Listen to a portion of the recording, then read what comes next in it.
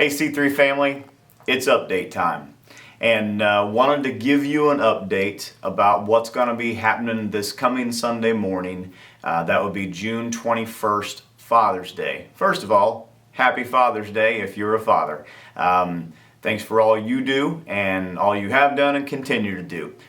Related to Sunday morning, this past Sunday, June the 14th, we had what we would call a bit of a soft reopening in terms of some restrictions that we had to keep in place. We felt like in an effort to continue to live by the mantra that love always protects.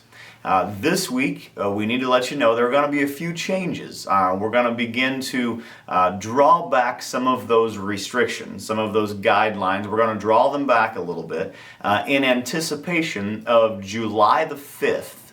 That would be 3 Sundays really from this coming one, 2 from this coming one. So we've got 3 more. July the 5th would be when we would say all of the responsibility for your own personal protection would be on you. So what we've been doing is trying to carry all the responsibility ourselves, and we're going to begin to draw those responsibilities back and kind of shift those over to you and your family. With that in mind, here are a few things to know and a few things to expect this coming Sunday, June the 21st. First of all, masks, they're going to be optional. If you decide you'd like to wear one, or if you think the best way that you can keep yourself or those that you love around you safe is to wear a mask, then we invite you to do that. But that's going to be at your discretion. You can wear one if you want to, but you don't have to. You may say, well, that's a quick change from last week. Yeah, it was. But last week was also right on the cusp of phase 3 into phase 4. And we weren't sure exactly where the governor was going to be. So we tried to err on the side of conservatism and try to err on the side of caution. But now I want to let you know that's going to be up to you to decide what to do with. There will still be blue tape in the sanctuary. There will still be blue tape sectioning off areas so we can continue with social distancing. And here's what I would ask of you. If you come and you see blue tape and it bothers you, get over it. We've put it there because we feel like that's what we have to do to keep social distancing guidelines in place for now. If you see tape, please don't move it. We've put it there for a reason, and we want to do our best to, as love does, always protect you. With that in mind, however, we will not have ushers who will be seating you. You'll be free to sit wherever you want to sit within the confines of those taped off sections. We'll have some ushers that are there to answer your questions, knowing that next week we'll relax those regulations even more, and we'll give you details about that this coming week before the 28th rolls around. Just wanted you to be aware of that. Another thing to understand and know, last week we didn't have very many kiddos in the crowd because I know a lot of parents said, I don't want to put masks on my kids and I can't make sure my kids sit still for an hour. We understand that. And I want you to understand this. We'd love to have your kids. It doesn't matter if they're loud. My kids are going to be here. They'll probably be loud too. It doesn't matter if there's going to be a distraction because we just want to see you back in the building. So if you're comfortable, if you're confident that you're not going to put your kiddos in harm's way, you're welcome to bring them. We'd love for them to sit in the sanctuary with us. We're going to shoot to have the service last right around an hour, so hopefully it won't be too long for them. We'd love for you to show up with your kiddos this coming Sunday. Also, I want to let you know that if you have kids and they do have an issue and you feel like, oh, I just need to get them out of the worship area, we're going to have a parent room set up for you where you can go and you can hang out with them, help them get calmed down and get their wiggles out, whatever the case may be, and then you're welcome to come back.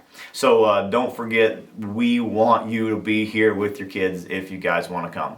Some have asked about communion. This past week we said, hey, we're going to do, I led communion from the stage, but invited you to go home and have communion. What we'll do this week is we'll actually have communion, single serve communion cups set out in the lobby as you come in, and you're just going to be invited to grab one of those. There's not going to be a lot of people touching the same plates, things like that. Grab one of those and carry it in with you for every person in your family who's going to be taking communion. We will participate in communion together, but just know that's how we're going to do it this week. So hopefully that gives you a pretty good idea of some of the loosening of the restrictions that we've got. And also want to let you know that aiming toward July the 5th, we're also planning on July the 5th being the first week with Love Always Protects as what's ringing in our ears, being the first week that we have a first hour and a second hour worship experience on July the 5th. If you're part of that vulnerable population, the 65 and older crowd, again, we encourage you to continue to do whatever you've got to do to protect yourself and keep yourself safe. But I did want to let you know that July 5th is when we're looking at starting both services, the 9 and the 10:30 service, back here in the building with whatever restrictions we have to keep in place from the governor. And I want to say this before I close out. In the midst of these past 15 weeks, it's been a rough season. I know it's been rough on you. I know that you've really wanted to gather back together at the church. And there have been some who've been frustrated with some of the regulations and some of the decision making that's gone on here. And I need you to know this. It's been really hard for us too. It's been hard for us because you may not know this, but your ministry staff thrive on people being in this building. We thrive not just on them being in the building, but on people being together. We love to worship together. We love to teach and lead a full room. We love to see your faces. So it's been difficult for us as well. So please understand, whenever we continue to have these restrictions in place or we have these regulations we feel like we need to keep in place because Love Always Protects, it's not because we don't want to see you. Nothing could be further from the truth. We want to see you, but we want to do it in such a way that we're honoring the body. We want to do it in such a way that we're honoring God and one another. So continue to pray for us. Continue to pray that the Spirit will lead us in good places, along good paths, and that we'll do an effective job of leading you.